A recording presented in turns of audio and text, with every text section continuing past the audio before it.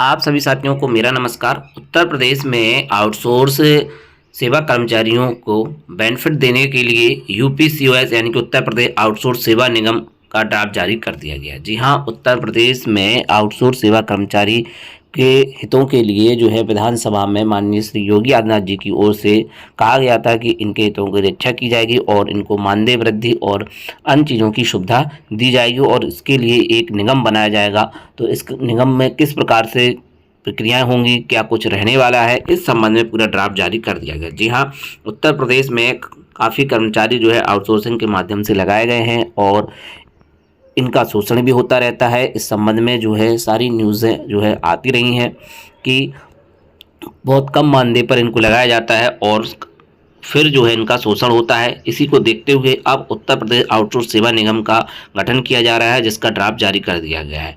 तो उत्तर प्रदेश आउटसोर्स कर्मचारियों से संबंधित महत्वपूर्ण अपडेट के लिए आप जुड़े रहे सच्चा यूट्यूब चैनल पर। यहाँ पर आपको उत्तर प्रदेश आउटसोर्स सेवा कर्मचारियों के संबंध में भी अपडेट आपको दी जाती रहेगी। तो यहाँ पर आप देखें उत्तर प्रदेश आउटसोर्स सेवा निगम का जो ड्राफ्ट जारी हुआ है उसमें क्या कुछ कहा गया है। यहाँ पर आप देखें वर्तमान स्थिति विषय सूची देखें, वर्तमान स्थिति एवं समस्याएं, समाधान, निगम के उद्देश्य, परिणाम, ऑर्गेनाइजेशन स्ट्रक्चर और श्रेणी पदभार और साथ ही साथ चयन प्रक्रिया। तो ये 7 बिंदुओं पर जो है इस पर कार्य किया जाएगा।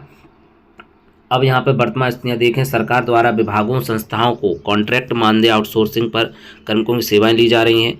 कॉन्ट्रैक्ट एवं मानदेय कर्मियों को सीधे विभाग से धनराशि प्राप्त होती है, जबकि आउटसोर्स कर्मियों को आउटसोर्सिंग एजेंसी के माध्यम से प्राप्त होती है। तो जो कॉन्ट्रैक्ट और मानदेय कर्मी हैं उन्हें सीधे विभाग से मिलता है और जो आउटसोर्स कर्मचारी हैं उनको आउटसोर्स एजेंसियों के माध्यम से मिलता है। आउटसोर्स कर्मियों की एजेंसियों द्वारा अवैधानिक रूप से कटौती कर मानदेय दिया जाता है, वह भी समय से नहीं मिलता है। तो जो आउटसोर्स कर्मी हैं उनको एजेंसियों द्वारा अवैधानिक रूप से कटौती की जाती है और मानदेय समय पर नहीं मिलता है। कर्मियों को चयन करते समय एवं नवीनीकरण समय धन वसूली की शोषणीय शिकायतें हैं।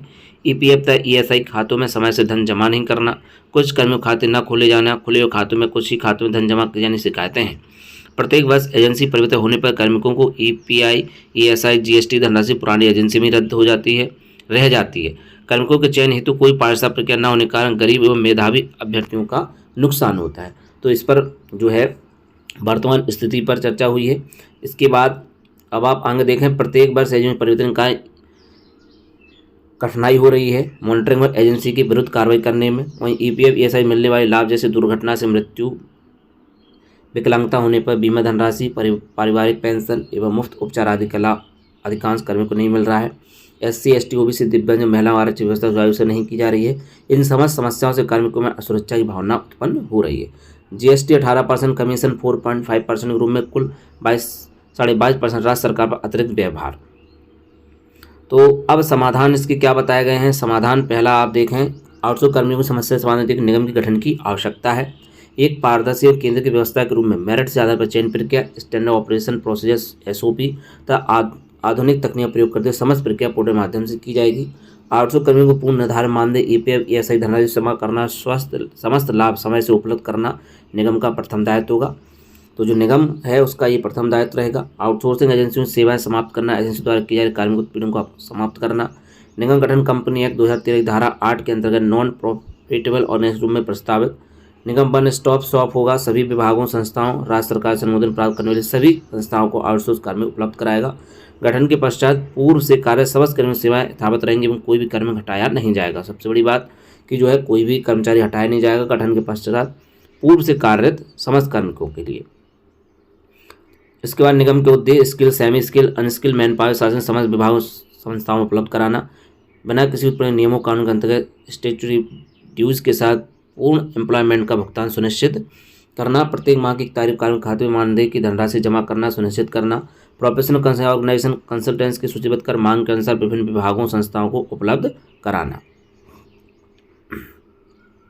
इसके बाद कार्मिकों एवं उनके परिवार के सदस्यों को सुपर स्पेशलिस्ट सेवाएं, ईएसआई, चिकित्सा, ईएसआई, इम्पेंड प्राइवेट मल्टी स्पेशलिस्ट चिकित्सा, मुफ्त उपचार शल्य चिकित्सा उपलब्ध कराई जाएगी। सुपर स्पेशलिटी डायग्नोस्टिक सेवाएं चिकित्सालय में ईएसआई द्वारा एम्प्लॉय डायग्नोस्टिक सेंटर का मुफ्त सर्विसेज उपलब्ध कराई जाएगी। उत्तर प्रदेश के 14 जनपदों में 57 सुपर स्पेशलिटी चिकित्सालय डायग्नोस्टिक सेंटर इम्पेबल है। वहीं कार्मिक सेवाएं द्वारा मृत्यु के होने पर अंतिम संस्कार हेतु 15,000 परिवार सदस्यों को दिए जाएंगे। यहाँ पर ये बात यहाँ पर कही है। वहीं EPF से प्राप्त होने वाले लाभ, कार्मिक दुर्घटना में मृत्यु होने पर 2.5 लाख से 7 लाख तक धनराशि परिवार को दी जाएगी। 60 वर्ष सेवा अवधि के आधार पर 1000 से 1500 प्रतिमाह पेंशन भी जो है यहाँ पर दी जाएगी। विधवा को 1000 से 2900 आजीवन पेंशन दी जाएगी। अविवाहित कर्मी मृत्यु पर उनके माता पिता को आजीवन 1000 से 2900 पेंशन दी जाएगी। तो ये जो है यहाँ पर बड़ी बात की गई है, अविवाहित कर्मी की मृत्यु पर जो 1000 से 2900 रुपये तक पेंशन दी जाएगी। इसके बाद परिणाम, आउटसोर्स कार्मिकों के पूर्ण मानदेय उनके बैंक खातों में प्रत्येक माह की 1 तारीख को सुनिश्चित किया जाएगा। निर्धारित मानकों द्वारा चयन प्रक्रिया पूर्ण की जाएगी। समस्त आउटसोर्स मैन पावर EPF तथा ESI खाते अनिवार्य रूप से खोलना एवं पूर्ण भुगतान भी किया जाएगा। EPF तथा ESI प्राप्त होने की सुविधाओं के लिए कार्मिकों को निगम के पोर्टल पर आवेदन करना होगा तथा निगम द्वारा समस्त लाभ प्रदान किया जाना सुनिश्चित किया जाएगा। कार्मिकों को व्यक्तिगत रूप से किसी भी संबंधित कार्यालय नहीं जाना पड़ेगा। ESI से प्राप्त होने वाले लाभ, समस्त महिला कार्मिकों को 180 दिन 6 माह पेड मैटरनिटी लीव, प्रथम द्वितीय डिलीवरी पर एवं मिसकैरेज होने पर 42 दिनों की पेड मैटरनिटी लीव प्रदान किया जाएगा। अस्वस्थता की स्थिति में 91 दिन तथा 70% पेड लीव, असाध रोग की स्थिति में 124 से 309 दिन तक 80% पेड लीव दिया जाएगा। तब विशेष परिस्थितियों में यह 730 दिन 2 वर्ष तक बढ़ाया जा सकता है। तो ESI से प्राप्त होने वाले लाभ आप देख सकते हैं, जो है महिला कर्मचारियों को भी जो है पेड मैटरनिटी लीव दिया जाएगा। इसके बाद राज्य सरकार प्रस्तावित प्रकरण, आउटसोर्स कर्मियों को वर्ष में 12 CL दी जाएगी, यानी आकस्मिक अवकाश। समस्त कर्मियों को 10 दिन का मेडिकल अवकाश प्रस्तावित है। कार्मिक को शासकीय कार्यवश मुख्यालय बाहर जाने पर TADA विभाग द्वारा दिया जाना प्रस्तावित है। कार्मिक को सामान्य मृत्यु होने पर 2 लाख, दुर्घटना से मृत्यु होने पर 5 लाख एक्स ग्रांटिंग के रूप में राज्य सरकार द्वारा दिया जाना प्रस्तावित है। बैंक से प्राप्त होने वाले लाभ, दुर्घटना से मृत्यु, विकलांग होने पर बैंक द्वारा 30 लाख धनराशि कर्मी परिवार को दी जाएगी। इस हेतु कर्मिक को किसी प्रकार का प्रीमियम देना नहीं होगा, तो यहाँ पर प्रीमियम भी नहीं देना होगा, बैंक से ये लाभ जो है दिया जाएगा। वहीं निगम से प्राप्त होने वाले लाभ देखें, प्रत्येक माह 1 तारीख को कार्मिक खाते मानदेय धनराशि जमा कराया जाएगा। ESI EPF बैंक से मिलने वाली समय सुविधाएं दी जाएंगी। कार्मिक को कार्य क्षमता दस्ता बढ़ाए जाने के समय समय प्रश्न दिया जाएगा। राज्य सरकार को 18% GST, कुल 22.5% की बचत होगी। 9% CST, 9% SGST, 4.5% कमीशन अर्थात कुल 22.5% की बचत होगी।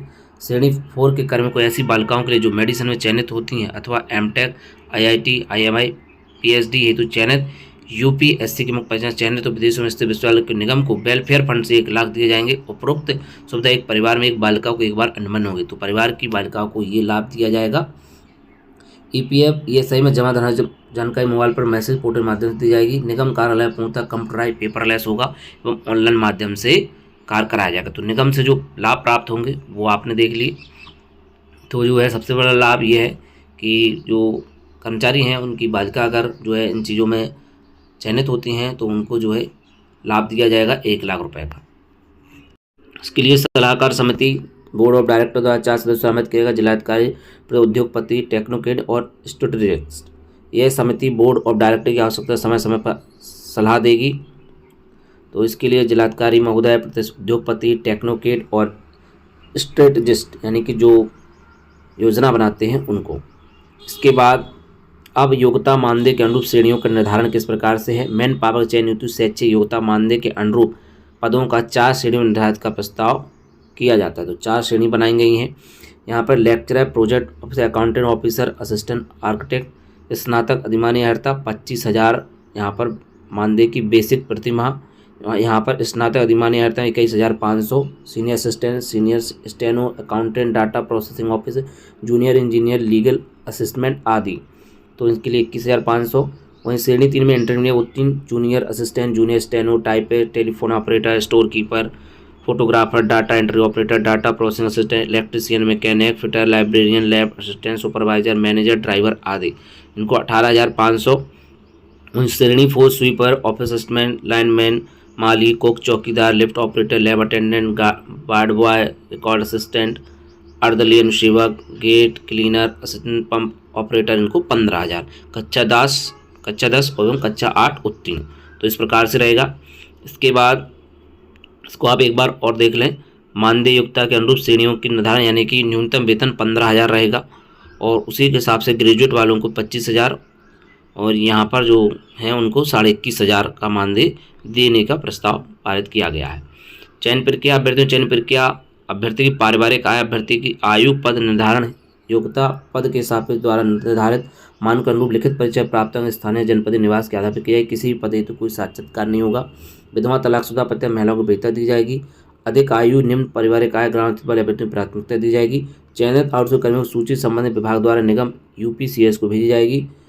निगम यूपीसीएस द्वारा चयनित आउटसोर्स कर्मियों को placement information letter ID card MD द्वारा हस्ताक्षर कर संबंधित विभाग को उपलब्ध कराया जाएगा। निगम यूपीसीएस द्वारा उपलब्ध कराए गए प्लेसमेंट इन्फॉर्मेशन लेटर में कुलपति, अपर मुख्य सचिव, सचिव उत्तर प्रदेश शासन अध्यक्ष, विभाग अध्यक्ष, संस्था के अध्यक्ष द्वारा डिजिटल हस्ताक्षर प्रदत्त किया जाएगा। विभिन्न विभागों संस्था आदि में पूर्व से कार्य समस्त आउटसोर्स निगम यूपीसीएस को हस्तांतर माइग्रेट हो जाएंगे। तो इस प्रकार से प्रक्रिया अपनाई जाएगी। शासन निदेशालय निगम स्तर, स्थानीय निकाय प्राधिकरण संस्थान समिति, शासन निदेशालय नगर निगम, स्थानीय निकाय प्राधिकरण अन्य संस्थान समिति गठन नियमानुसार किया जाएगा। अध्यक्ष, सदस्य और सदस्य। तो इस प्रकार से यहाँ पर जो है ये जो है अध्यक्ष में संबंधित अपर मुख्य सचिव, प्रमुख सचिव, सचिव उत्तर प्रदेश शासन हेतु, कुलपति, प्राधिकारी, उपाध्यक्ष, विभाग अध्यक्ष, संस्था के अध्यक्ष, संबंधित विभाग के द्वितीय स्तर अधिकारी, वित्त विभाग के प्रतिनिधि, वित्त विभाग मंडलीय स्तरीय समिति में ये लोग रहेंगे। यहाँ पर आप देख सकते हैं मंडलीय समिति मंडलायुक्त मैन रहेंगे अध्यक्ष। जिला स्तरीय में जिलाधिकारी, मुख्य विकास अधिकारी सदस्य रहेंगे। शासन निदेशालय नगर निगम, स्थानीय निकाय अन्य संस्थाओं समिति, मंडल स्तरीय समिति और जिला स्तरीय समिति द्वारा कार्मिक चयन करेंगे। चयन अभ्यर्थियों निगम पोर्टल माध्यम से प्रेषित किया जाएगा। निगम के एमडी द्वारा हस्ताक्षर placement information letter PIL ID card portal के माध्यम से संबंधित समिति अध्यक्ष को प्रेषित किए जाएंगे। समिति अध्यक्ष द्वारा रजिस्टर हस्ताक्षर कार्मिकों को वितरित किया जाएगा। इसके अलावा निगम मुख्यालय द्वारा निगम के उद्देश्य एवं आउटकम हेतु कार्य किया जाएगा तथा बोर्ड ऑफ डायरेक्टर का अनुपालन करेगा। नियुक्ति की प्रक्रिया आप देख सकते हैं यहाँ पर managing director, executive director, general manager, senior accountant, data entry operator, office attendant, watchman. तो ये जो है निगम मुख्यालय में कर्मचारी रहेंगे। उनके लिए जो है एक जनरल मैनेजर को 1 लाख रुपये, manager 40,000, personal assistant to managing director 25,000, senior accountant 25,000, data entry operator. ये जो है जो निगम बनेगा उसके मुख्यालय में कर्मचारियों को नियुक्त किया जाएगा। उनके लिए जो है मानदेय की व्यवस्था यहाँ पर रहेगी। पदों की संख्या भी देख लें आप, 40 रहेंगे। डाटा एंट्री ऑपरेटर, वॉचमैन 3 रहेंगे, managing director 1, executive director 3, general manager 3। उसी प्रकार से इनको वेतन भी दिया जाएगा यहाँ पर जब निगम मुख्यालय बन जाएगा। ऑर्गेनाइजेशन स्ट्रक्चर में उत्तर प्रदेश से आउटसोर्स सेवा निगम की संगठनात्मक संरचना, बोर्ड ऑफ डायरेक्टर, सलाहकार समिति, निगम कार्यालय, मंडल स्तरीय समिति, जिला स्तरीय समिति, शासन निदेशालय, नगर निगम, स्थानीय निगम एवं निकाय व अन्य संस्थाओं की समिति। बोर्ड ऑफ डायरेक्टर में आप देख सकते हैं बोर्ड ऑफ डायरेक्टर हैं यहाँ पर। निगम बजट वित्तीय स्वीकृतियाँ जारी करना, निगम मुख्यालय पद सृजन एवं वेतन निर्धारित करना आदि। बोर्ड का अध्यक्ष, मुख्य सचिव, प्रबंधन निदेशक, कार्डर पोस्ट, एग्जीक्यूटिव डायरेक्टर 3 पद, डायरेक्टर 2, 2, 4, 5 डायरेक्टर रहेंगे। अपर मुख्य सचिव, प्रमुख सचिव, श्रम विभाग डायरेक्टर 2 पद, मानव संसाधन विकास विषय बोर्ड ऑफ डायरेक्टर में ये लोग शामिल रहेंगे। तो किस प्रकार से पूरी प्रक्रिया होने वाली है आप सभी ने इस चीज़ को देख लिया है। तो यूपीसीओएस यानी कि उत्तर प्रदेश आउटसोर्स कर्मचारियों के लिए निगम का गठन होने जा रहा है। उत्तर प्रदेश आउटसोर्स सेवा निगम का गठन होने जा रहा है और इसकी पूरी प्रक्रिया आप सभी ने देख ली है। किस प्रकार से वृद्धि होगी, किस प्रकार से मानदेय बढ़ाया जाएगा, कितना मानदेय रहेगा, कितने एजुकेशन के हिसाब से कौन सी पोस्ट रहेगी और जो है उस पोस्ट के हिसाब से कितना मानदेय रहेगा, सारी अपडेट आप सभी को दी है यहाँ पर। और भी ऐसी अपडेट के लिए आप जुड़े रहें शिक्षा यूट्यूब चैनल पर। तो हम मिलते हैं किसी नेक्स्ट वीडियो में नए अपडेट के साथ, नई जानकारी के साथ। जय हिंद।